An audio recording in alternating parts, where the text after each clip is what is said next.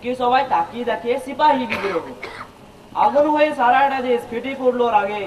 ছেলে ছেলেগুলো হঠাৎ দেশে উঠলো আওয়াজ, হো হো হো হো হো হো।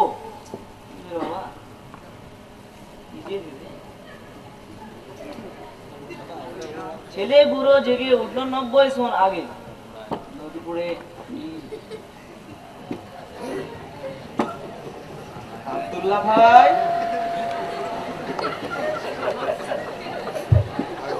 না না কখন আছিস?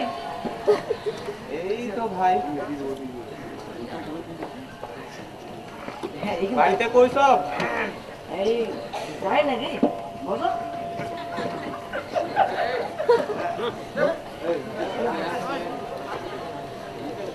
পড়াশোনা করছো? পড়ো পড়ো, ভালো করে পড়ো। পড়াশোনা করে তোমাকে অনেক বড় হতে হবে। হ্যাঁ। আচ্ছা, তো তোমাকে একটা কথা বলি তাহলে। কি কথা জানো না? পড়াশোনা তো সবাই করে কিছু না কিছু হওয়ার জন্য। তো ওই তুমি যে পড়াশোনা করছো, তো তোমার বড় হয়ে পড়াশোনা করে কি করার ইচ্ছা আছে? বড় হয়ে? হ্যাঁ, কিছু ভাবিনি না না।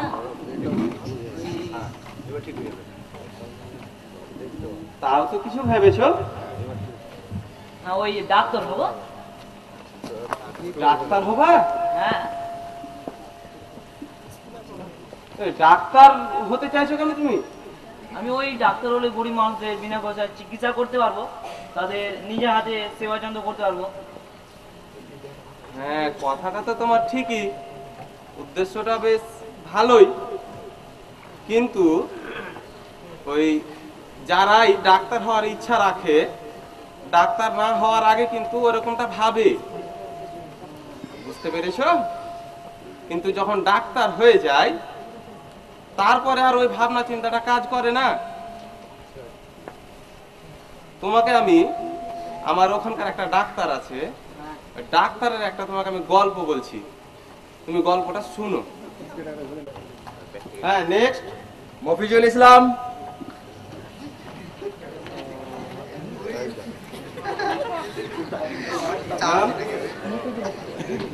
মফিজুল ইসলাম, বসো। কি হয়েছে? সন্ধ্যাবেলা করে খুব জ্বর আসছে, সকালে ভেঙে যাচ্ছে। আচ্ছা, অদ্ভুত রোগ, সন্ধ্যাবেলা জ্বর আসছে আর সকালে ভেঙে যাচ্ছে। আচ্ছা আচ্ছা, বলছি যে ওকে ভালো দেখতে পাওয়া যাচ্ছে না তো, তোমাকে আমি এখানে কয়েকটা ঔষধ দিয়ে দিচ্ছি। এই লিখে দিলাম, ঔষধ লিখে দিলাম এখানে। হ্যাঁ, 3টা ঔষধ দেওয়া হয়েছে। আর এখানে কয়েকটা পরীক্ষা দিয়েছি, পরীক্ষাগুলো করাতে হবে তোমাকে। হ্যাঁ, পরীক্ষায় তোমাকে বলে দিচ্ছি আমি, এখানে একটা ব্লাড টেস্ট দিয়েছি। হ্যাঁ, তুমি এই ব্লাড টেস্টটা করাবে, আর ওই ইউরিন টেস্ট করাবে, মানে পেশাব পরীক্ষাটা করে নিতে হবে। আর 3 নম্বর যেটা দিলাম সেটা হচ্ছে তোমার ওই মাথার সিটি স্ক্যানটা করে নিতে হবে। ডাক্তার বাবু, আমার মাথায় তো কোনো প্রবলেম হয়নি। হ্যাঁ, মাথায় তো কোনো প্রবলেম হয়নি। মাথায় প্রবলেম হয়নি? তোমার জ্বর হয়েছে এটা তুমি কি করে বুঝতে পারছো? শরীর হাত মাথা গরম হয়ে থাকছে। এই তো মাথা গরম হয়ে থাকছে তোমার। তোমার এই মাথা গরমের কারণটা কি এটা জানতে হবে তো নাকি? এই জন্যই তোমার সিটি স্ক্যান করা লাগবে। আমি তো ডাক্তার, তুমি জানো? তুমি কিছু জানো না। দাঁড়াও দাঁড়াও, বসো বসো বসো।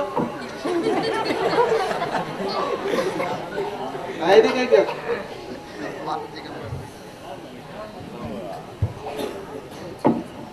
ঠিক আছে।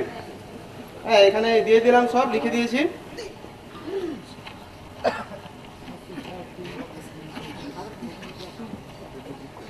এটা দিয়ে দিলাম। আর ওই ওষুধগুলো পাশেই যে দোকানটা আছে, হ্যাঁ ওই দোকানটা থেকে কিনবে, অন্য কোথাও পাবে না কিন্তু, ঠিক আছে? পাশের দোকানটা থেকে কিনবে, ঠিক আছে? আমার 500। হ্যাঁ, ঠিক আছে ঠিক আছে। আরে শোনো শোনো, যে পরীক্ষাগুলো দিয়েছি ওই পরীক্ষাগুলো ওই মকদমপুর ডায়াগনস্টিক সেন্টার যেটা, সেখানেই করতে হবে, অন্য কোথাও আমি দেখবো না, ঠিক আছে? হ্যাঁ, যাও। আমার হ্যাঁ আসলো। এই তাড়াতাড়ি করো, নেক্সট কি আছে? তাড়াতাড়ি তাড়াতাড়ি। ট্যাবলেট বিশ্বাস।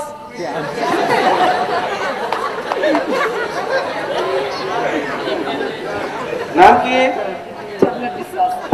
ট্যাবলেট।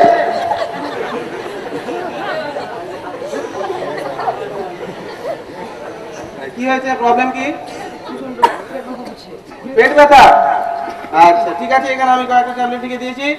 হ্যাঁ চলে যাও, হয়ে গেছে তোমার চিকিৎসা। হ্যাঁ হয়ে গেল। আর তুমি ওখান থেকে হেঁটে আসছো, তখনই বুঝে ফেলেছি তোমার রোগ কি আছে আর তার কি নির্ণয় করতে হবে। ধরো যাও, চলো। বলো এই আমার টাকা টাকা 500, 500। তাড়াতাড়ি করো, তাড়াতাড়ি করো, আমার হসপিটাল যেতে হবে। হ্যাঁ ঠিক আছে। হ্যাঁ নেক্সট নেক্সট নেক্সট, এই তাড়াতাড়ি বলো মিয়া।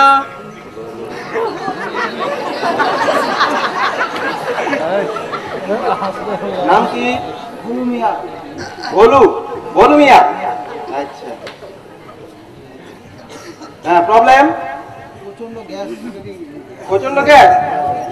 আচ্ছা গ্যাস হয়েছে, ভালোই তো, তুমি তো রোগ নির্ণয় করতে করে ফেলেছো। হ্যাঁ তোমাকে আমি এখানে দিয়ে দিলাম একটা ওই জিমটা খেয়ে নিবে, র্যাঙ্কটা খেয়ে নিবে, আর একটা দিয়ে দিলাম প্যান্টিন 20 খেয়ে নিবে। ঠিক আছে? হ্যাঁ হয়ে গেছে তোমার। হ্যাঁ ধরো যাও। হ্যাঁ আমার ভিজিটটা। আরে তাড়াতাড়ি করো, কি করছো? এই পকেট ওই পকেট, টাকা কি? আরে 50 টাকা কম হচ্ছে। হোয়াট? 50 টাকা কম?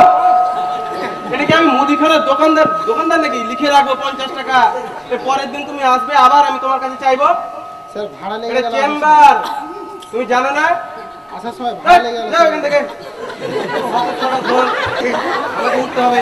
ডাক্তার মানে এরকমই হয়, নিজে ওষুধ লিখছে, পাশের দোকানে ওষুধ নিতে বলছে, আর ও যেখানে আবার মানে পরীক্ষাগুলো করতে আবার কমিশন আছে না, ওখানেই পাঠাচ্ছে। তো ডাক্তাররা তো হচ্ছে এরকম। তো তুমি এবার কি ভাবছো তাহলে? তুমি যদি এরকম হয়ে যাও তাহলে তোমার পরকালে হিসাবটা কি হবে? হ্যাঁ তাহলে আমি ওই ডাক্তার হব না। ডাক্তার হবে না? তো তাহলে কি হবা তুমি? পড়াশোনা করছো, একটা তো ইচ্ছা আছে কিছু। ডাক্তার না হলে কি হবা? ডাক্তার না হয়ে ওই মাস্টার হব। মাস্টার? হ্যাঁ তো তুমি মাস্টার আবার হতে চাইছো কেন? আমি মাস্টার হলে ওই গরিব ছাত্রছাত্রীদের বিনা পয়সায় পড়াতে পারবো, তাদের শিক্ষা দান করে শিক্ষিত করতে পারবো। হ্যাঁ কথা তো তোমার ভালো লাগছে, উদ্দেশ্যগুলো তোমার ঠিকই। হ্যাঁ কিন্তু মাস্টার না হওয়ার আগে সব ছাত্ররা ওই কথাই বলে যে মাস্টার হলে আমি এই করব সেই করব, ছাত্র পড়াবো, গরিবদেরকে দেখবো। কিন্তু যখনই মাস্টার হয়ে যায় তখন সে হয় সব থেকে অলস ব্যক্তি। এটা সবার ক্ষেত্রে না, বেশিরভাগ মাস্টাররাই এরকম করে। আমার ওখানে একটা মাস্টারের তোমাকে তাহলে কথা বলি। হ্যাঁ তুমি এই মাস্টারের কথাটা শুনো, তাহলে বুঝতে পারবা যে মাস্টারদের আসল মানে রূপটা কেমন। হ্যাঁ কথাটা তুমি তাহলে শুনো। Morning boss. স্যার লাস্টটা দাঁড়ায়নি। কোন কথা? স্যার এটা কি ব্যাপার, আজকে অনেক ছাত্র দেখছি, গাধাগুলো কোথা থেকে এসছে রে? বাড়ি থেকে স্যার। আচ্ছা ঠিক আছে, কি পড়াছিল জানো? আচ্ছা পড়, ডিস্টার্ব স্যার এটা বিড়াল আছে। কি নাম? স্যার আব্দুল্লাহ। ও গাধা, চল বস। কোথায় ছিলি তুই? স্যার পেছাব স্যার। পেচ্ছাপ চাবি করে বাড়া তুই। স্যার ওই পেছাবে আমি অন্য জায়গায় ছিল। কথা বলবি না।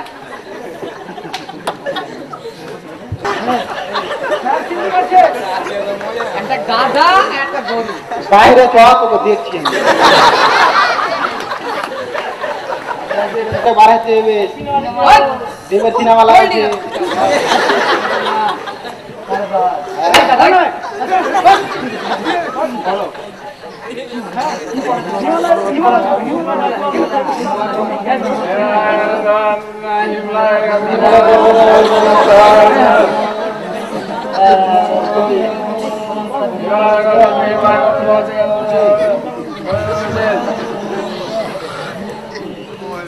স্যারে মনে ফোন এসছে রে।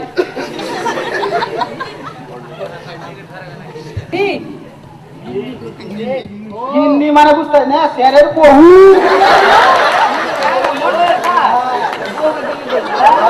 গাড়িটাই লাগবে। পাঁচ ভাড়া এটাই জান। আচ্ছা, ওটার জন্য একটু মন খারাপ করতে হয় নাকি? আমি তো আছি। ঠিক আছে, নিয়ে আসবো। আসার পর নিয়ে আসবো। ঠিক আছে, ঠিক আছে, ঠিক আছে, পরে কথা হবে। আচ্ছা, হ্যাঁ থামছে। আচ্ছা, পড় পড় পড়। 10,000 টাকা দাম।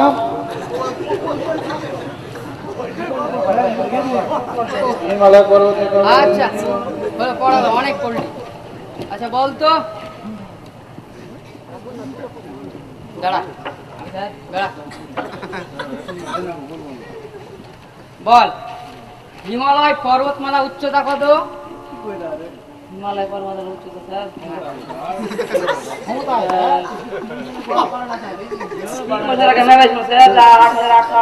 ছিল 8,800। এখন ফের মাপতে হবে প্রাইড করিস? ঠিক আছে স্যার। প্রাইড করিস কার কাছে? ভোলুর কাছে। ভোলুর কাছে পড়া সব ভুলে গেছি। বলু মাস্টারই বলে স্যার ভোলুর কাছে পড়া ভুলে গেছিস। এক কাজ করিস স্যার, আমি বাড়িতে নতুন ব্যাচ খুলেছি, ঠিক আছে? আর চলে আসবি পড়তে। 400 টাকা লাগবে।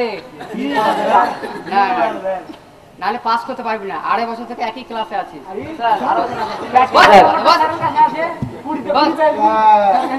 তো অনেকদিন থেকে দেখিনি রে। স্যার ছিলাম নাকি স্যার? কোথায় গেছিলি? স্যার ওই বাইরে গেছি। আচ্ছা, পড়া করেছিস? হ্যাঁ স্যার বলি স্যার। তবু স্যার আপনি ইয়ের ধর্মের স্যার সেটাই পারবো না। চেষ্টা কর দেখি। ভারতবর্ষের সব থেকে ছোট রাজ্য কোনটা? ছোট স্যার স্যার ওই আমেরিকা ভেবে না স্যার ওই বাংলাদেশ স্যার বাংলাদেশ। বাংলাদেশ জেলা রে জেলা। পশ্চিম বাংলাদেশ পাশাপাশি আছে বলেই হয়ে গেল নাকি? পড়িস না? আমি ভোলুর কাছে। ও একই গরুর দল। ওই যে স্যার বলু মাস্টারই বাস্তব গল্প ছাড়, ওই আমি প্রায় পড়াচ্ছি, চলে আসবি আর 400 টাকা নিয়ে আসবি, ঠিক আছে? স্যার কম হবে না? অ্যাডভান্স না, কম হবে না, আমি কম পড়াই। তুই মধ্যে খান তো বস বস, এতক্ষণ কি করছিলি? বাট, যা বস। আমি এতক্ষণ বসে ছিলাম, কি করছিলি দাদা? যা, এটা কি টিউশন নাকি? টিউশন বাড়িতে পড়াই, বাড়ি চলে যাবি। যা। মাথা গেল রে। টিউশনও পড়তে হয় না, স্যার বুঝিয়ে দিলে না, কি করবো এখন? শুনলে ভাই মাস্টারের কথাটা, কি রকম আচরণ করছে মাস্টার। মাস্টার স্কুলে পড়াইতে পারে না, টিউশন ঠিক পড়াইতে পারছে, বুঝতে পারছো? আর টিউশন পড়াইবে, ফের যেমন তেমন বেতন দেয়, 400 টাকা নিবে, ফের অ্যাডভান্স নিবে। হ্যাঁ, তো এই তো হচ্ছে মাস্টার।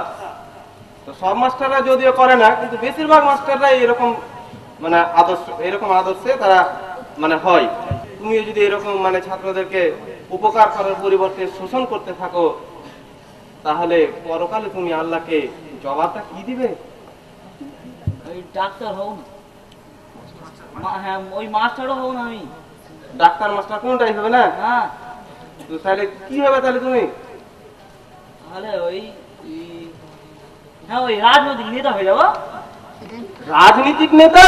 হ্যাঁ এ বাপরে, তুমি ওই ডাক্তার মাস্টার পর্যন্ত তো তাও ঠিক ছিল, তুমি রাজনীতিক নেতা আবার হতে চাইছো কেন? আমি ওই রাজনীতিক নেতা হলে দেশের জন্য উন্নত করার চেষ্টা করবো। তারপরে রাস্তাঘাটটা ঠিক থাকে না, না হ্যাঁ হ্যাঁ হ্যাঁ, ওগুলো রাস্তাঘাট ঠিক করবো। তারপরে অনেক মানুষের থাকার জায়গা নেই, তাদের জায়গা দান করবো। খাওয়া দাওয়া কিছু নাই বাবু, কি দান করবো আমি, এইভাবে সাহায্য করবো না। হ্যাঁ, কথাটা তো তোমার ঠিকই আছে, উদ্দেশ্যটা খুবই ভালো, কিন্তু বলা যেতে পারে যে রাজনীতিক নেতা যারা হয়, ওই বেশিরভাগ রাজনীতিক নেতারা বেশিরভাগ কি মানে ভালো রাজনৈতিক নেতা খুঁজে পাওয়া বিপদ। ওই রাজনৈতিক নেতারা সম্পূর্ণ মানুষের অর্থ শোষণ করে মানে নিজেদের অর্থ জমান। তো রাজনীতি মানে গল্প আর তোমাকে কত শোনাবো, কিন্তু গল্প না শুনে এরকম হয় না। হ্যাঁ, তো ওই রাজনীতিকের একটা গল্প তাহলে শুনিয়ে দিই তোমাকে ছোট করে। গল্পটা তাহলে তুমি শুনো যে রাজনীতিকরা কেমন করে নেতা হয় আর নেতা হওয়ার পরে আবার কেমন করে, গল্পটা শুনো।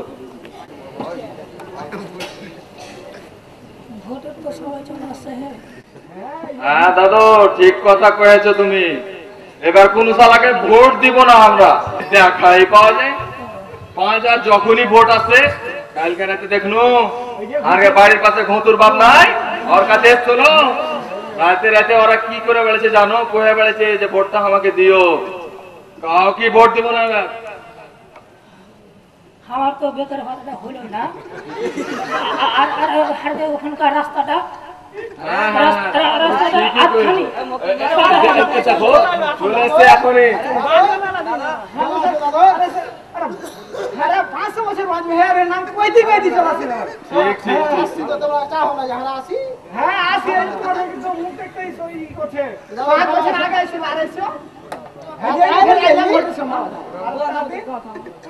বুঝতেই পারছো তোমরা কি লেগেছে, আমাকে বুঝা বুঝা চুল পাকে গেল।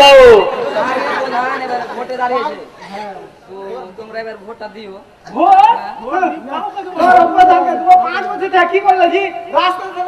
বাড়ি খাবার আছে এতখানি কাদা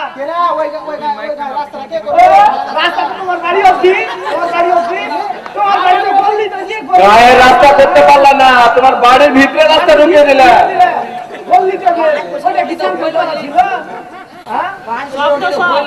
মানুষটা 100 বছর বয়সে পারিয়ে গেল, আমার বয়স কত ৭০ থেকে করে ৮০-তে ছেড়েছে। হ্যাঁ, তো কখন থেকে অফিসের খাতাতে আমার ওই বেকার ভাতার নামটা লেখাবে।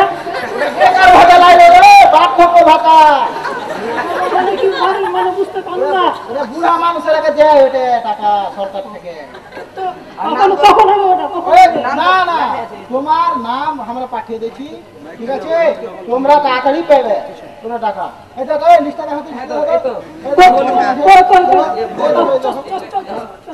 লেখা থাকবে না কিছু হবে।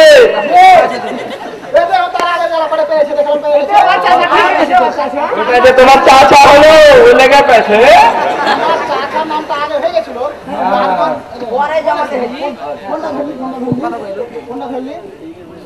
হ্যালো, হ্যাঁ এই তো গায়ের কিছু লোকের ইয়াতে পড়েছি। কি হলো? টাকা চেয়েছে, মেরে সামাকে মোট 50 মেরে যেত। হ্যাঁ হ্যাঁ, ভোট আছে সামনে। কি দুপেটি নামে যেতে গাড়ি থেকে। ভোট আছে সামনে, আমি কিছু করবো না। ভোটটা পাস কি নিবারো ভোটটা পারে সবই দিয়ে দিলে বে ওরাকে। ঠিক আছে, পরে কথা বলছি। হ্যাঁ দাদু কি হলো? দাদু কি হলো? কি করছো জি? কি করছো? ভোট এবার কাউকে দিব না। দুনিয়ার লোক ওই ইন্দিরা আবাসনের টাকা পাইছে, আমার নামে কিছু নয়। আচ্ছা ঠিক আছে, তুমি এদিকে এসো, তুমি এদিকে এসো একটু। তুমি এর বাইরে করে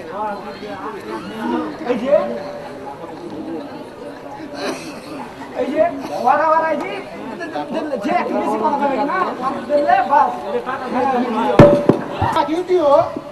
হ্যাঁ কেন যে ভোট তো তোমাকে দিতো, তা আমার বউটা যখন হসপিটালে ভর্তি ছিল রাত করবো না, তোমার পায়ের জুতা হয়ে গেছে, তাও রক্তটা পাই নিজে মরি যদি না থাকে না বড় মরে যেত। তোমার বহু খবর হার কাছে গেছে যেত, তোমার গে লাগে আমাকে ডিউটি অফিসে চক্কর লাগে এই যে বিপিএল কার্ড এপিএল কার্ড কে করছে?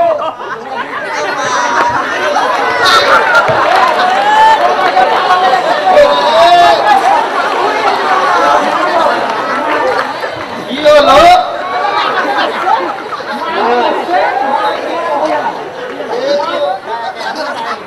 ভালো মানুষ আমাদের সাথে পড়েছে ছোটতে, কত পেবে করে চলেছি আসতে। এবার ভোটে দাঁড়িয়েছে, তো তোমার যে যা অভাব অভিযোগ আছে না আমাকে বলবে, যা যা অভাব অভিযোগ আছে আমাকে বলবে। আর এই যে এটা এটা ছিল না, পটলা ছিল না, ওয়ারি দাদু, এটা ওয়ারি দাদু, দেখিও এবার, হ্যাঁ দাদুর এবার বাদ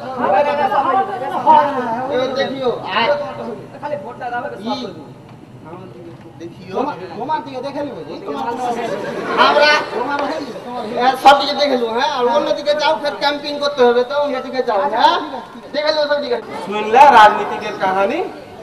হ্যাঁ, মানে মানুষের টাকা শোষণ না করে আমাদের মানে উপায় নাই, এরকম ব্যাপার। মানুষের টাকা শোষণ করতেই হবে, ব্যাপারটা এরকম হয়েছে। এখন তুমি নেতা হবে, আর নেতা হয়ে যদি তোমার অবস্থাটা এই হয়ে যায়, হিসাব তো ফির পরকালে দিতে হবে, এটা তো বুঝতেই পারছো, তাই না? তুমি হিসাবটা কি দিবে তাই ভাবলাম, ভাবছো কিছু? তাহলে তুমি কি এখন মাস্টার, ডাক্তার, উকিল না কি হবে, কি ভাবছো তুমি? আমি হবটা কিনা না, হ্যাঁ? আমি ওই ডাক্তার হবো না, মাস্টার হবো না, তারপরে রাজনৈতিক নেতাও হবো না, তো হবটা কি আমি? ভাই, তুমি সবই হতে পারবে। তুমি ডাক্তার হতে পারবে, তুমি মাস্টার হতে পারবে, তুমি নেতাও হতে পারবে। তবে তোমাকে যেটা আগে করতে হবে সেটা হচ্ছে যে তোমাকে প্রকৃত মুসলিম হতে হবে। এ সব হওয়ার আগে তোমাকে প্রকৃত মুসলিম হতে হবে। মুসলিম? কিন্তু হ্যাঁ, তোমাকে প্রকৃত মুসলিম হতে হবে। কিন্তু না না, আমার বাপ তো ফের মুসলিম, আমি তো ফের মুসলিম, আমার নাম ফের আব্দুল্লাহ, এই বলকে আমি মুসলিম ভাই। নাম মুসলিম হলেই যে মুসলিম হওয়া যায় এ কথা শরীয়তে নাই। আর বাবা মুসলিম হলেই পৈতৃক সম্পত্তির মতো যে ইসলাম পাওয়া যায় এ কথাও ঠিক নয়। নাম মুসলিম হইলেও মুসলিম হয় না? না, নাম মুসলিম হলেও মুসলিম হওয়া যায় না। তাহলে মুসলিম হতে গেলে কি করতে হবে না? হ্যাঁ, তোমাকে বলছি, তুমি শোনো। মুসলিম যদি হতে হয় তোমাকে প্রথমে আল্লাহকে মানতে হবে, এক আল্লাহ, এটা মানতে হবে। নবীকে, তিনি মুহাম্মদ সাল্লাল্লাহু আলাইহি ওয়াসাল্লামকে তিনি যে রাসূল হিসেবে পাঠিয়েছেন এর স্বীকৃতি দিতে হবে। হ্যাঁ, আল্লাহ যে আদেশগুলো করতে বলেছেন সেগুলো করতে হবে, যেগুলো নিষেধ সেগুলো থেকে দূরে থাকতে হবে। নামাজ পড়তে হবে, রোজা রাখতে হবে। আর তোমার যখন ওই টাকা পয়সা হয়ে যাবে তখন তোমাকে যাকাত দিতে হবে, হজ করতে হবে। এগুলো সবই তোমার কাজের মধ্যে পড়বে। এছাড়াও রয়েছে আরো অনেক কাজ, তোমাকে অনেক ভালো ভালো কাজ করতে হবে। যেমন যারা সমাজে হয়তো খারাপ কাজ করে, মদ, জুয়া, এগুলো নিয়ে যারা মেতে থাকে, ওই খারাপ কাজগুলোকে রুখতে হবে, তাদেরকে ভালো পথে আহ্বান করতে হবে। এগুলো করতে পারলে একজন ভালো মুসলিম হওয়া যায়, প্রকৃত মুসলিম হওয়া যায়। না না, শুধু কি পড়লে কিছু করতে হবে না? হ্যাঁ, পড়ার ব্যাপারটা তো আছে।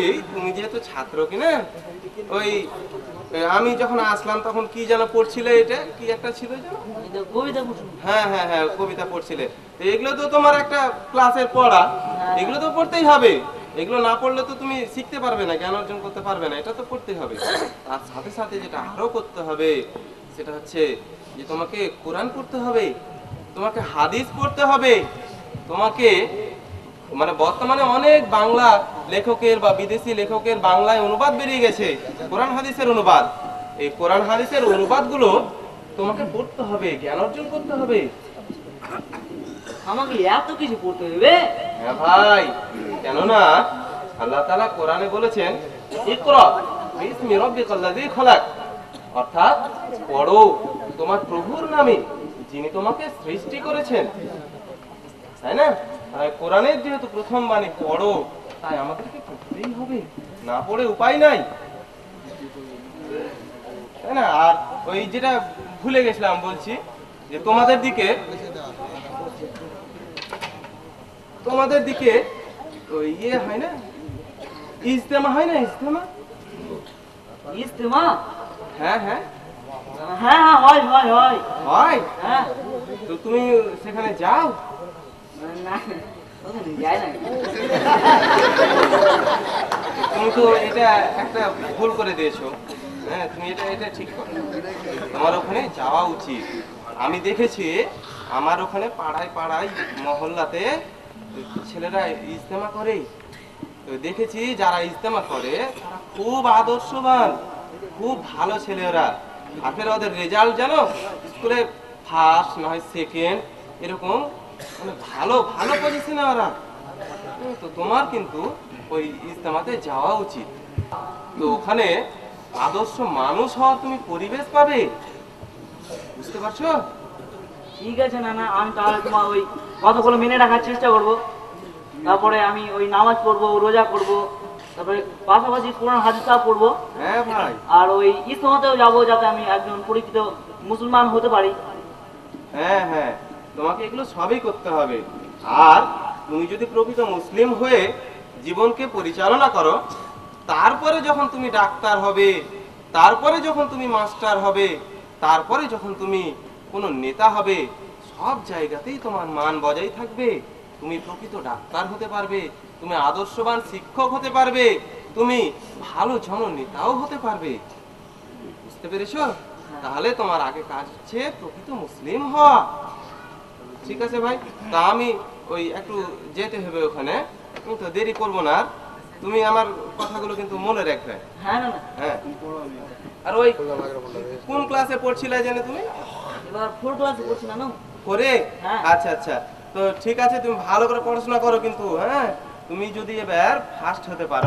মাগে কি হলো রে? তোর মার মাথা ব্যথা করছে। কোন দিকে গেছিলি? আমি ওই ব্যাগ দিয়ে তো বুঝলি কি করতে গেছিলি? ওই হাজার উমার নাই উমার তো বড় ইসলাম সব পড়া বড় তো হাতে ডেকেছে, ওই লেগে গেছে। ওগুলাতে যাইস না, বজলুর বাপ কইছিল ওগুলাতে গেলে পড়াশোনা হবে না, কোনদিনও চাকরিও পাওয়া যাবে না। কি দরকার এই ঝামেলা পড়ে এবার? কিন্তু যারা গুলো পৌঁছে না বা ওরা তো ওই ইসলামকে ভালো করে বুঝতে পারেনি, সে লাগতে পয়া পারছে না। কেন রে? ওরা তো গায়ের মাতাব্বর মানুষ, জুম্মার নামাজ পড়ে, রোজাও তো করে। আর তুই ফের কইছিস তোরা ইসলামকে ভালো করে বুঝেনি? দেখো ওরা নামাজিরা পড়তে পারে, কিন্তু ওই খালি যে নামাজিরা বলে মুসলমান হইবে তা তো হয়। কেন নামাজ রোজা করে কি জান্নাত যাওয়া যাবে না? নামাজিরা পড়তেই হবে, তার সাথে সাথে আরো অনেক ভালো ভালো কাজ করতে হবে। যেমন ধরো অনেক মানুষ আবার নামাজ পড়ে না, ওদের নামাজ পড়ার জন্য বলতে হবে। লোককে নামাজ রোজার কথা কয়া, কিন্তু এই মহাজন নাই, ওইটা ওর সাথে ঘুরতে মানা করেছে রে।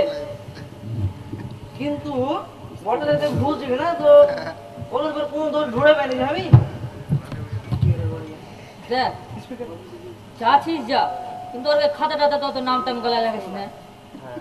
ওরা তো ফের অত জোর তো কিছু কয় না, সব কিছু ওই বুঝিয়াই কয়। তোর এখন পড়াশোনার বয়স, পড়াশোনা গেলা করে আগে চাকরি টাকরি গেলা পা, তখন মেলাই টাইম পাবে ওগুলা করার, তখন করিস। আমি বড় হয়ে চাকরি করবো, কিন্তু আমি যদি বড় হওয়ার আগে মরে যাই তাহলে আমি চাকরি কি করবে?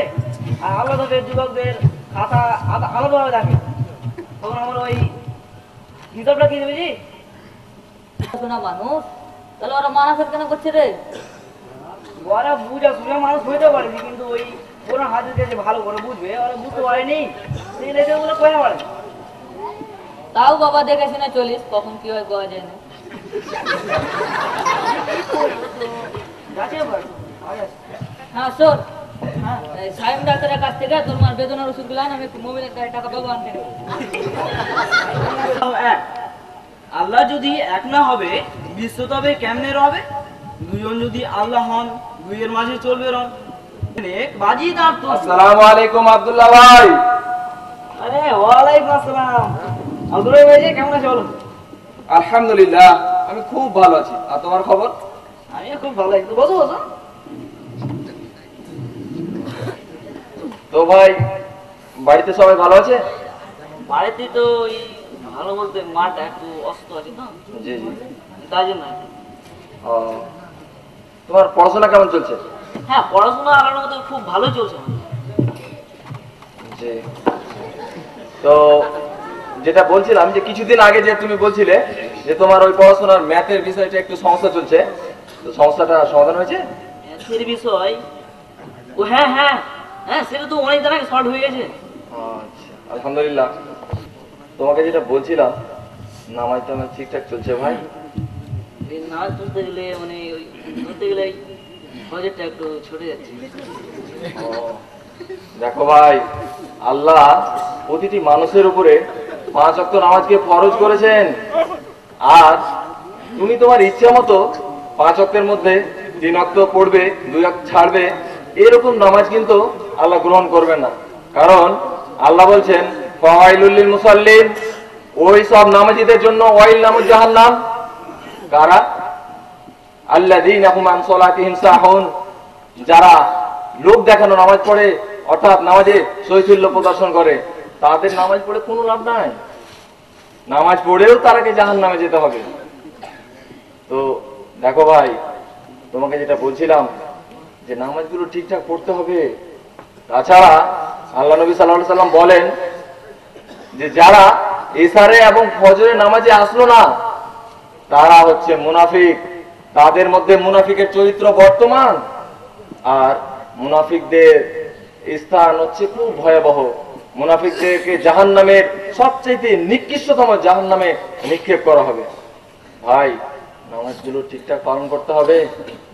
তাছাড়া ফজরের নামাজের সময় আল্লাহ তাআলার ফেরেশতা পরিবর্তন হয়।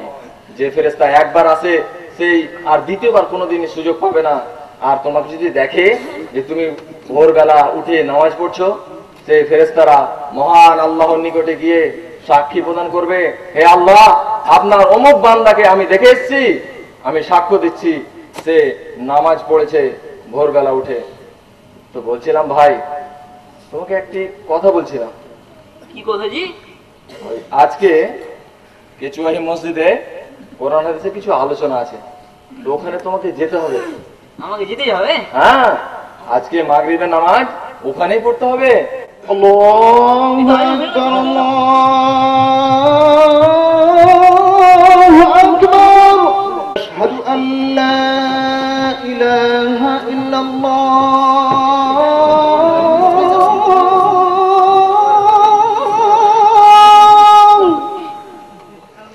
আশহাদু আল্লা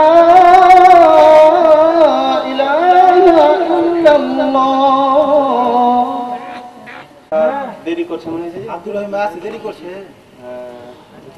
তা একটু থেমেই যায়, আসুক তখন শুরু করছি নাকি? মেলাক্ষণ ধরে তো বসে আছিস।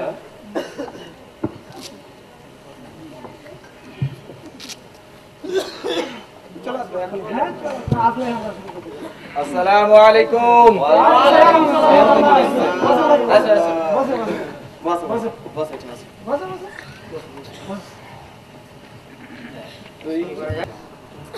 তো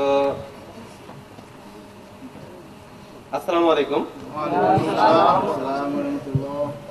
নাহমাদুহু ওয়া নুসাল্লি আলা রাসূলিল কারীম। আম্মা বাদ, আউযু বিল্লাহি মিনাশ শাইতানির রাজীম। আমরা প্রতি শনিবারের নেই আজকেও আলোচনা করব। আজকে যেটা আলোচনার বিষয় সেটা হচ্ছে সূরা জিলজাল, এর তিলাওয়াত হবে, তরজমা হবে, এবং সেই তরজমায় কারোর কোনো প্রশ্ন থাকলে বা এডিশন থাকলে সেগুলো আমরা করে নিব। তা আমাদের সামনে সূরা জিলজাল পেশ করবে আমাদের পরিচিত আব্দুর রহিম ভাই। তাকে সূরা জিলজাল পেশ করার জন্য অনুরোধ করা হচ্ছে। আসসালামু আলাইকুম। আউযু বিল্লাহি মিনাশ শাইতানির রাজীম।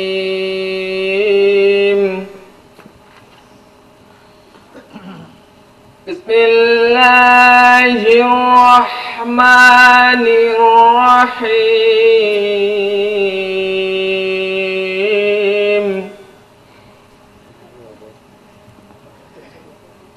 إذا الأرض زلزالها وأخرجت الأرض أثقالها فقال الإنسان ما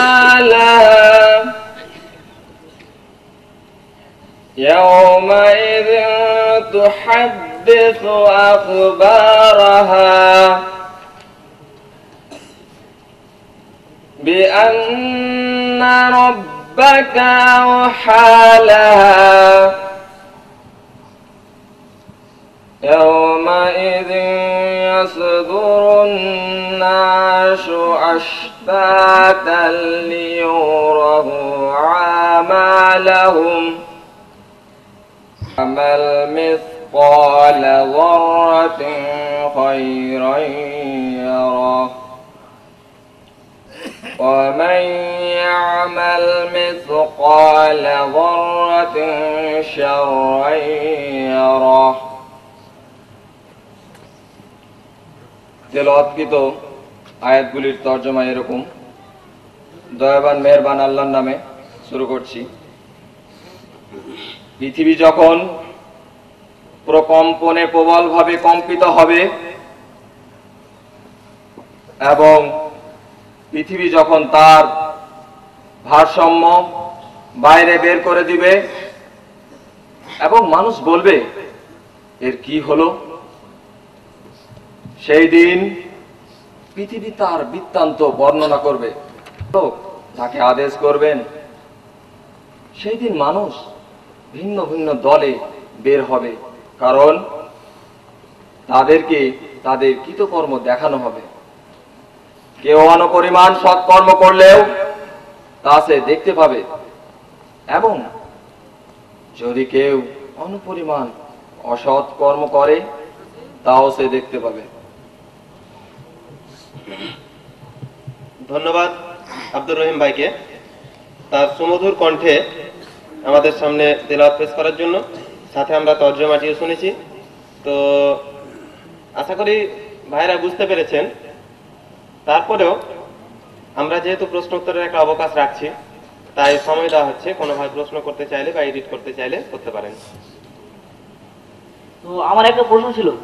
হ্যাঁ বলো, কি প্রশ্ন? তো প্রশ্নটা হচ্ছে যে পৃথিবীকে ধুলি দেওয়া হবে। তো আমার এখন প্রশ্নটা হচ্ছে যে যখন পৃথিবীটাকে ধুলি দেওয়া হবে তখন সেই পৃথিবীর অবস্থাটা কি হবে? জি, সেটি হচ্ছে কিয়ামতের প্রথম পর্যায়, অর্থাৎ মহান আল্লাহ পাক যখন তার নিযুক্ত ফেরেশতা ইসরাফিল আলাইহিস সালামকে আদেশ করবেন সিংহায় ফুঁক দেওয়ার জন্য, তখন তিনি সিংহায় ফুঁক দেবেন। সে সময় পৃথিবী যখন ভীষণভাবে কেঁপে উঠবে, দুলতে শুরু হবে, এবং এই বিশাল আকাশ, চন্দ্র, সূর্য, গ্রহ, নক্ষত্র একে অপরের সঙ্গে ধাক্কা লেগে চূর্ণ বিচূর্ণ হয়ে ভেঙে পড়বে।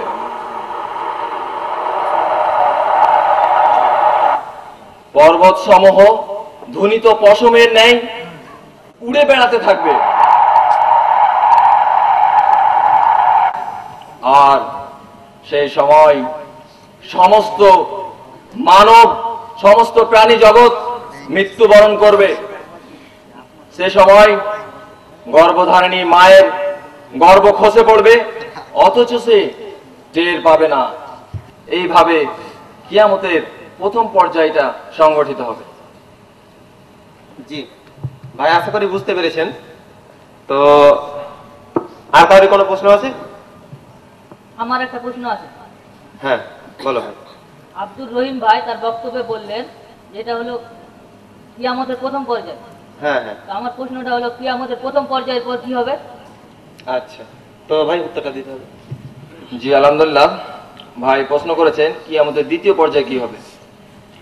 কিয়ামতের দ্বিতীয় পর্যায়ে যেটি হবে সেটি হচ্ছে যে সমস্ত মানব আদম আলাইহিস সালাম থেকে শুরু করে কিয়ামতের শেষ দিন পর্যন্ত যারা মৃত্যুবরণ করেছিল, সেই দিন সমস্ত মৃত মানুষের দেহে আল্লাহ পাক আত্মা আবার পুনরায় পুরে দেবেন। তারপর সকল মানব জাতিকে একটি জায়গায় দলবদ্ধভাবে জমায়েত করা হবে। আমি আমার এর মধ্যে বলেছি যে তারা বিভিন্ন দলে দলে বিভক্ত হবে, বিভিন্ন দলে দলে এক জায়গায় দাঁড়াবে। মিজান যে দাঁড়িপাল্লা তৈরি করে রেখেছেন, সেই দাঁড়িপাল্লাতে মানুষের জীবনের কৃতকর্ম, মানুষ পার্থিব জগতে পৃথিবীতে বেঁচে থাকাকালীন কি করেছিল সেটা ওজন করা হবে। যার ওজনের পাল্লা ভারী হবে, যার নেকির পাল্লা ভারী হয়ে যাবে, তার ভালো কাজ করবে, যে আল্লাহকে মানবে, যে আল্লাহ রসুলকে মানবে, যে পৃথিবীতে সৎ কাজের আদেশ দিবে, অসার তার স্থান হবে সুখময় জান্নাত, যার নিম্ন দেশ দিয়ে ঝর্ণা ধারা প্রবাহিত হতে থাকবে, আর সেখানে সে চিরকাল অনন্তকাল ধরে সেখানে অবস্থান করবে। অপরপক্ষে যার কর্মফল খারাপ হবে, যে পৃথিবীতে আল্লাহকে মানেনি, আল্লাহকে অস্বীকার করেছিল, আল্লাহ রসুল সাল্লাল্লাহু আলাইহি সাল্লামকে অস্বীকার করেছিল, তার দেওয়া জীবন বিধানকে মানেনি, পৃথিবীতে অবস্থানকালে বিলাসিতায় জীবন যাপন করেছিল, তার অবস্থা হবে খুব দুরূহ। তাকে আল্লাহ পাক জাহান্নামে নিক্ষেপ করবেন। তখন জাহান্নামে যে দ্বাররক্ষীরা রয়েছে তারা বলবে, তোমাদের কাছে কি কোনো সাহায্যকারী, তোমাদের কাছে কোনো কি এই তোমাদের কাছে কি কোনো সতর্ককারী পৌঁছায়নি? তারা বলবে, অবশ্যই ছিল, কিন্তু আমরা তাদের কথাগুলোকে মানেনি। তাদের কৃতকর্ম নিজেরাই দেখে তারা জাহান্নামের দিকে এগিয়ে যাবে, সেখানে অনন্তকাল ধরে তারা সেই কষ্ট ভোগ করতেই থাকবে। এভাবে কিয়ামতের দ্বিতীয় পর্যায়ে হিসাব নিকাশ হবে।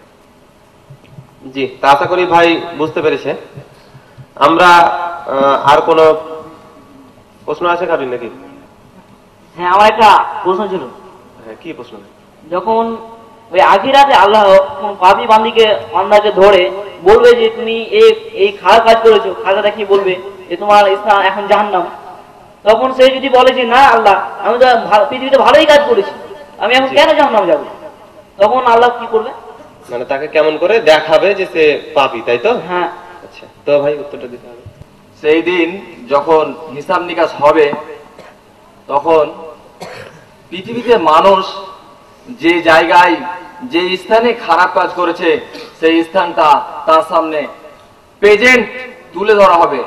তাছাড়া আল্লাহ তাআলার কাছে কোনো কিছুই পাস্ট ফিউচার বলে কিছু নেই, অর্থাৎ অতীতকাল, আমাদের যেটা অতীতকাল হয়ে গেছে আমরা ভুলে গেছি, ভবিষ্যতে কি হবে আমরা জানি না, কিন্তু যিনি হবেন সৃষ্টিকর্তা, যিনি সমস্ত পৃথিবীর মালিক, তার কাছে কোনো কিছু অতীত ভবিষ্যৎ বলে কিছু নাই, সবকিছুই বর্তমান।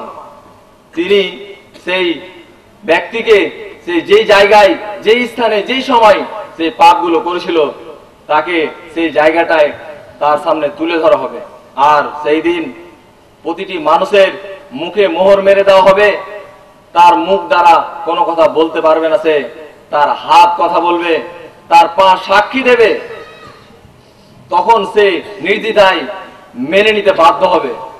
এবং সেই সময় সেই ব্যক্তি আল্লাহর নিকট বলবে, হে আল্লাহ, আমাকে পুনরায় আবার পৃথিবীতে পাঠানো হোক, আমি তোমারই ইবাদত করব, অন্য কারো ইবাদত করব না, একমাত্র তোমারই ইবাদত করব। তাছাড়া বর্তমান যুগে এই মিডিয়া, ইন্টারনেট, উন্নত সমাজ ব্যবস্থা, সামান্য একটি মেমোরি কার্ড, একটি প্লাস্টিকের একটা জিনিস, যার মাধ্যমে দিয়ে আমরা অনেক কিছু দেখতে পাই। তো আল্লাহ পাক যিনি হচ্ছেন সৃষ্টিকর্তা, যিনি ওই মানুষকে জ্ঞান দিয়েছেন, যার ফলে সে আবিষ্কার করেছে এই মেমোরি কার্ড, এই মোবাইল, ইন্টারনেট, এর মাধ্যমে বিগত দিনের অনেক কিছু আমরা বর্তমানে দেখতে পাই। এমনকি আজ মানুষ এত দূর উন্নত শিক্ষায় পৌঁছেছে যে ভবিষ্যতে কি হবে সেটাও বলতে চলেছে। কেমন করে?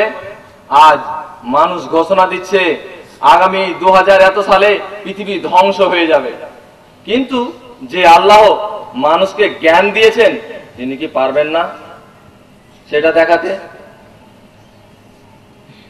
তো মানে উত্তরের সাপেক্ষে একটা শুধু আমি অ্যাড করব যে আল্লাহ যেহেতু ক্ষমতাবান, সবকিছুর উপরে ক্ষমতা রাখেন, তাই কোনো বান্দাকে পাপী সাব্যস্ত করার জন্য তিনি তাকে দেখাবেন। এবার তিনি কিভাবে দেখাবেন এটা আল্লাহ তাআলাই ভালো জানেন। তিনি পিকচারের মতো দেখাবেন, নাকি ওই বান্দা যে জায়গায় পাপ করেছিল সেই জায়গাটাকে 3D পিকচারের মতো দেখাবেন, এটা আল্লাহই ভালো জানেন। তো আশা করি ভাই উত্তরটি বুঝতে পেরেছে। আমরা আর কোনো প্রশ্ন নিতে পারছি না, আমাদের সময় একেবারেই শেষ, অনেক সময় অতিবাহিত হয়েছে। আমরা আজকের আলোচনা এখানে শেষ করব। তবে শেষ করার আগে আমরা যেহেতু অনেকক্ষণ ধরে বসে আছি, হয়তো বোরিং ফিল করছি, তার জন্য আমরা আমাদের হাবিবুল্লাহ ভাইয়ের কাছ থেকে একখানা সঙ্গীত শুনে নেব। ভাই হাবিবুল্লাহকে অনুরোধ করা হচ্ছে সঙ্গীত পেশ করতে। ও প্রেরণার কেন্দ্রবিন্দু হচ্ছে সৃষ্টিকুলের মালিক আল্লাহ তাআলা। আল্লাহ তাআলা যে পথে চলতে নিষেধ করেছেন সে পথে আমরা চলব না। তার দেয়া আলো বাতাসে বড় হয়ে তার বিরোধিতা যারা করে তাদের চক্রজালে আমরা জড়াবো না। প্রিয় শ্রোতা মণ্ডলী, আমরা ইমানের দাবি করি, অথচ ইমানের অনেক দাবি রয়েছে। আমরা কি পারছি সে দাবি পূরণ করতে? আসুন আমরা যেন সেই দাবি পূরণে সচেষ্ট হই। আল্লাহ তাআলার কাছে সেই প্রার্থনাটুকুই জানাই। ইমানের দাবি যদি কুরবানি হয়, সেই দাবি পূরণে আমি তৈরি থাকি যেন। ওগো দয়াময় প্রভু দয়াময়, ইমানের দাবি যদি কুরবানি হয়, সেই দাবি পূরণে আমি তৈরি থাকি যেন। ওগো দয়াময় প্রভু দয়াময়। করব সুবহানাকা আল্লাহুম্মা ওয়া বিহামদিকা আশহাদু আল্লা ইলাহা ইল্লা আনতা আস্তাগফিরুকা ওয়া আতুবু ইলাইকা।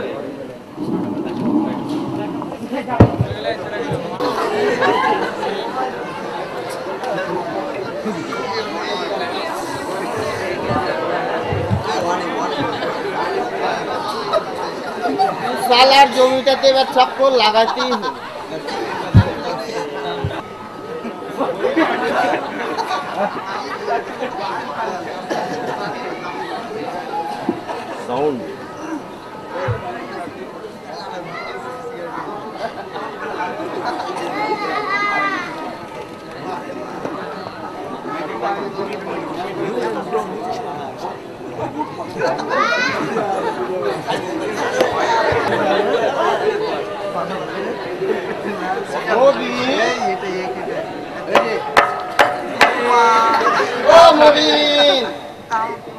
আরে মহাজন, শুনো শুনো, কি পয়সা জি? বখর করে আর খুবই লাভ পেলে না। লাভ হলে নিতাক নাকি? না সিলেটে চলিয়েছে।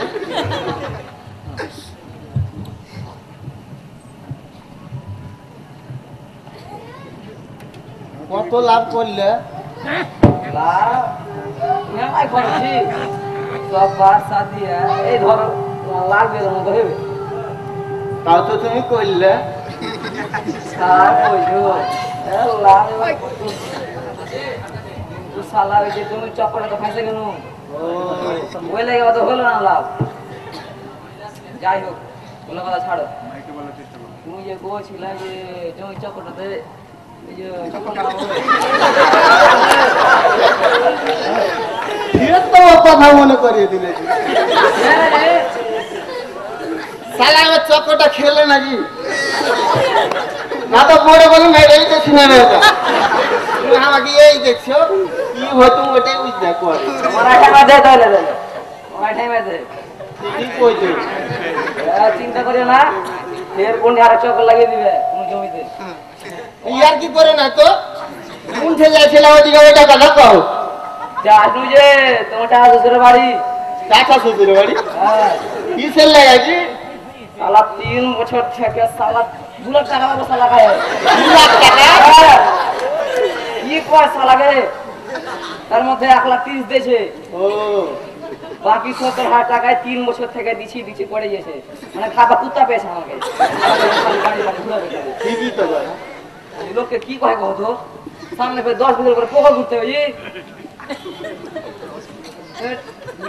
আমার কাছে টাকা পাই তো কেউ কি না 5 বছরের মধ্যে দেবো আমি 5 বছরের মধ্যে যাও ফের দেখো বাড়িতে আছে কিনা লোক কত ফের ওরকমই আই কিছু করে করেই ছাড়বো এই গাড়ি না থাকবে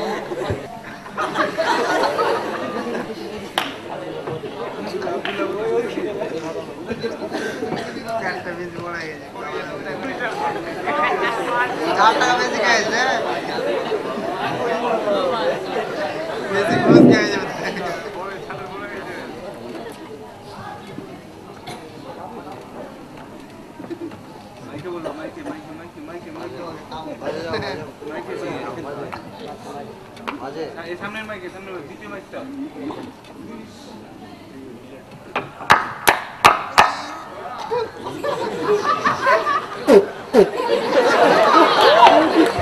এটা ওই চাঁড়াটা লয় ওই তোলা যে দেখা রে ওই চাঁড়া ওই শুন আমার বলছি হ্যাঁ রে তোকে রে শুন না রে কি বলছি মহাজন কোনটে গেলি রে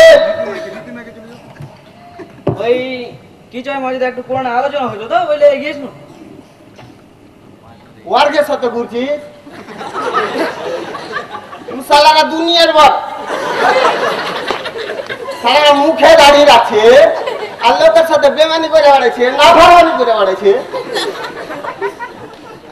কিন্তু ওখানে তো পুরানো হাদিসের ভালোই কথা আলোচনা হয়নি ওখানে গেলে তো অনেক জ্ঞান বাড়ছে ওরা ফের ভালো ভালো কাজ করছে ভালো কাজ করবে না সালারা আমেরিকা থেকে টাকা পাচ্ছে আমেরিকা থেকে টাকা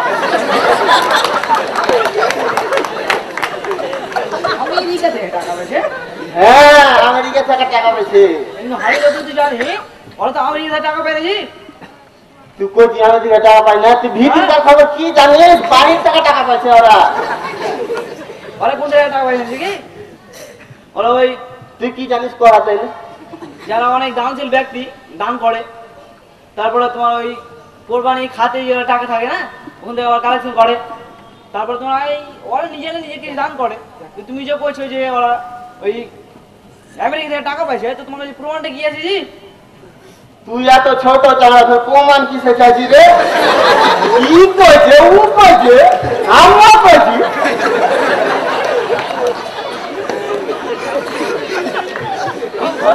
সবাই যদি পায় তুমি করবে নাকি তো ফের কি মনে করছিস সবাই কইছে আমি ফের কব না কিন্তু তুমি যে কইছো যে ওর ভিতরে খবর আছে তো ভিতরে খবরটা যদি কখন হবে দেখ তুই ভালো করে পড়াশোনা কর ওয়ার্গের সাথে তো ঘুরিস না ওরা ভালো লোক নয় আর আমি তো দেখছি তোরা তো ভালোই চ্যাংড়া ভালো জায়গা হবো না জি হ্যাঁ ওর কাছে তো ঘুরে ঘুরে এত ভালো হইলো আমি ভালো ছিল নাকি আমি হ্যাঁ আমি কি মানা করছি ভালো হতে ভালো হ চাকরি পা ভালো হ তাইলে তো হার গায়ের মান সম্মান থাকবে কিন্তু আমি যতদূর দেখি কাজ করছে যারা কাজ করছে না ওরা ফের বেশি চাকরি করছে জি দেখছি কি ফের মাস্টার চাকরি করছে ফের কে ফের ইঞ্জিনিয়ার চাকরি করছে তুমি এবার কেউ চাকরি পাবে না মানে কি ও কথাও তো ঠিকই রে চাকরি পাওয়া গেল বাবার কাছে তাহলে হারগে চেংড়া পিলার ঘোড়ার ঘাস খাইছে না কি খাইছে আমি তো বুঝতে চাকরি পাওয়া গেল বাবার কাছে কোনটা লিঙ্ক আছে না কি আমি বুঝতেই পারি না তাইলে আমার মনে হয়েছে ভালো আছে ওরা এটা আমি কিছু বুঝতে বুঝতে পারছি না যে ভালো আছে ভালো তো আজ সবাই জানে তুমি কেন জানো না ওটাই কই আমি দেখ তাও তোর ভালো লেগে করছি ভালো হওয়া নিজে নামাজ পড়ো না ওনাকে কেন করতে যাচ্ছি ঝামেলা করে কি দরকার কহা হলো থাকবে চোখের সামনে তোর বাপ কত কষ্ট করে তোকে মানুষ করছে আমি তো দেখছি তো বাপের মান সম্মানটা রাখ ভালো করে পড়াশোনা কর বুঝতে পারলি ঠিক আছে অন্য না হলে করতুম না তোর লেগে করছি হাতে নিজের ইচ্ছা না তুই ঠিক আছে কোনটা যাচ্ছিলি যা হ্যাঁ বাড়ি আছি কাজে আছি Found a lion's skin. He put it on in this dress, he walked about and frightened all the animals. One day a fox came along. The ass in the lion's skin put it. আসসালামু আলাইকুম আব্দুল্লাহ ভাই। ওয়ালাইকুম আসসালাম। আরে আব্দুল রহিম ভাই কেমন আছো বলো? আলহামদুলিল্লাহ, আমি খুব ভালো আছি। আর তোমার খবর বলো? আমি তো ওই ভালোই আছি। তো বসো বসো। সবাই ভালো আছে। তো এই বাবার যেটা অসুখ ছিল না, ওটা এখন সেরে গেছে। জি আলহামদুলিল্লাহ। তো তোমাকে যেটা বলছিলাম, গতদিনের আলোচনা তোমাকে কেমন লাগলো? গতদিন আলোচনা তো ওই খুবই সুন্দর লেগেছে, কিন্তু ওই কিন্তু কিন্তু আবার কি জি? মানে যখন আমি ওই ইসলাম থেকে আসলাম ওটা কালকে, তো ওই মারুফ মাঝে নেই আমাকে ডেকে বলছিল যে তোমাদের সাথে যেন না বলি। দেখো ভাই, যারা ওইসব কাজে বাধা দেয় তারা আজ থেকে নতুন করে তোমাকে বাধা দিচ্ছে তা নয়। তারা পৃথিবীর সেই সূচনা থেকে নিয়ে আজ অবধি তারা সবাই, কিছু লোক আছে যারা ব্যক্তিগত স্বার্থে শয়তানি চক্রান্তে পড়ে এইসব আল্লাহর পথে বাধা দেয়, আর সেটা সেই আদিকাল থেকেই বাধা দিয়ে আসছে। উদাহরণস্বরূপ তোমাকে কিছু আমি কথা বলছি, সেগুলো হচ্ছে ইব্রাহিম আলাইহিস সালামের যুগে নমরুদ বাধা দিয়েছিল, মুসা আলাইহিস সালামের যুগে ফিরাউন বাধা দিয়েছিল, নূহ আলাইহিস সালামের যুগে তার নিজস্ব পুত্র মেনে নিতে পারেনি, আমাদের প্রিয় নবী সাল্লাল্লাহু আলাইহি সাল্লামের যুগেও তার নিজের চাচা তার বিরুদ্ধে ষড়যন্ত্র তৈরি করেছিল। তাই বলে কোরআন হাদিসের আলোচনা শোনা যে বন্ধ করে দিয়ে তুমি তা করলে চলবে না, না হলে পরকালে তোমার অবস্থা খুব কঠিন ভয়াবহ হবে। তুমি ঠিকই বলেছো আব্দুল রহিম ভাই, কেননা কোরআনে আলী ইমরানে 104 নম্বর আয়াতে বলছে যে তোমাদের মধ্যে এমন একটি দল থাকা উচিত যারা তোমাকে সৎ কাজে আদেশ দিবে এবং অসৎ কাজ থেকে বিরত রাখার চেষ্টা করবে। এটাই হচ্ছে প্রকৃতির সবল কাম। ঠিক বলেছো আব্দুল্লাহ ভাই। আর শুধু আজকে নয়, আমাদের প্রিয় নবী সাল্লাল্লাহু আলাইহি সাল্লাম এই ইসলামকে প্রতিষ্ঠা করার জন্য নিজের রক্ত ঝরিয়েছে। হযরত বিলাল রাদিয়াল্লাহু তাআলা আনহুকে সেই মুশরিক কাফিররা উত্তপ্ত বালু রূপে শুইয়ে দিয়ে সারা দিন টেনে হিঁচড়ে নিয়ে বেরিয়েছে। এবং আজও তুমি দেখো, যারা ইসলামের পথে কাজ করে, যারা আল্লাহর আইনকে প্রতিষ্ঠা করতে চায়, তাদেরকে কি করছে জানো? জেলে পুড়ছে, ফাঁসি কাস্টে ঝোলানো হচ্ছে। জানো জানো তাদের কি অপরাধ? তাদের একটি অপরাধ, তারা আল্লাহর আইনকে পৃথিবীতে প্রতিষ্ঠা করতে চেয়েছে, তারা ইসলামের পতাকা ধারণ করেছে, তাই তাদের এইরকম কষ্ট সহ্য করতে হচ্ছে। তো আমাদের উচিতটা কি হবে আব্দুল ভাই? হ্যাঁ ভাই, আমাদের উচিত হবে প্রথমত তাদের কথায় কান না দেওয়া, তারপরে মহান আল্লাহর নিকটে তাদের জন্য হেদায়েতের দোয়া কামনা করা।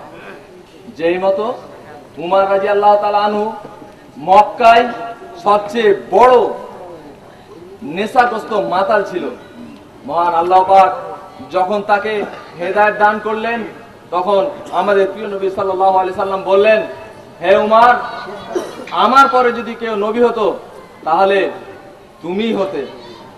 আর আমাদের উচিত হবে যে তাদের জন্য মাগফিরাতের হেদায়েতের দোয়া করা। আল্লাহ যেন তাদেরকে হেদায়েত করেন, আমিন। আসুন এখন থেকে আমরা প্রকৃত মুসলিম হই। করে দিচ্ছি আপনাদের সঙ্গে। এই নাটকটিতে নানার ভূমিকায় অভিনয় করেছে রিজওয়ান হোসেন। আসসালামু আলাইকুম। আব্দুল্লাহ নামক চরিত্রে অভিনয় করেছে সোহরাব আলী। আসসালামু আলাইকুম। ডাক্তারের ভূমিকায় অভিনয় করেছে রিজওয়ান হোসেন। আসসালামু আলাইকুম। মাস্টারের ভূমিকায় অভিনয় করেছে আক্তারুল হক। আসসালামু আলাইকুম। রাজনৈতিক নেতার ভূমিকায় অভিনয় করেছে জাহির আলম। আসসালামু আলাইকুম। আব্দুল্লাহর বাবার ভূমিকায় অভিনয় করেছে হাসিবুল হাসান। আসসালামু আলাইকুম। আব্দুর রহিম নামক চরিত্রে অভিনয় করেছে আসগার আলী। আসসালামু আলাইকুম। হাবিবুল্লাহ নামক চরিত্রে অভিনয় করেছে আমি আব্দুল কুদ্দুস। আসসালামু আলাইকুম। মহাজনের ভূমিকায় অভিনয় করেছে আতাউর রহমান। আসসালামু আলাইকুম। মবিন নামক চরিত্রে অভিনয় করেছে হাসিবুর রহমান। আসসালামু আলাইকুম। এছাড়াও দাদু চরিত্রে অভিনয় করেছে মোহাম্মদ কালাম শেখ। আসসালামু আলাইকুম।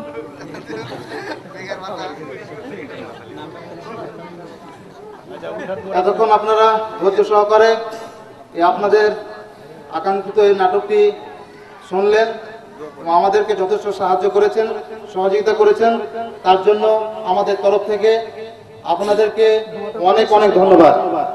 আসসালামু আলাইকুম। আমরা ওঠার দোয়া পড়ে আজকের এই মাহফিল শেষ করব। সুবহানাকা আল্লাহুম্মা ওয়া বিহামদিকা আশহাদু আল্লা ইলাহা ইল্লা আনতা আস্তাগফিরুকা ওয়া আতুবু ইলাইকা। মা বোনেরা একটু ধৈর্য ধরে পড়ে যান। যারা বাইরে আছেন তাদের জন্য থাকার ব্যবস্থা রয়েছে আমাদের আঞ্জুমান ইসলামিয়া মিশনে। তাদের অনুরোধ করা হচ্ছে বাইরে যারা দান নিয়ে এসেছেন, টাকা পয়সা নিয়ে এসেছেন, তারা দিয়ে দিবেন। মা বোনেরা কোনো একটা জায়গায় জমা করে দিন, কাউকে দায়িত্ব দিয়ে।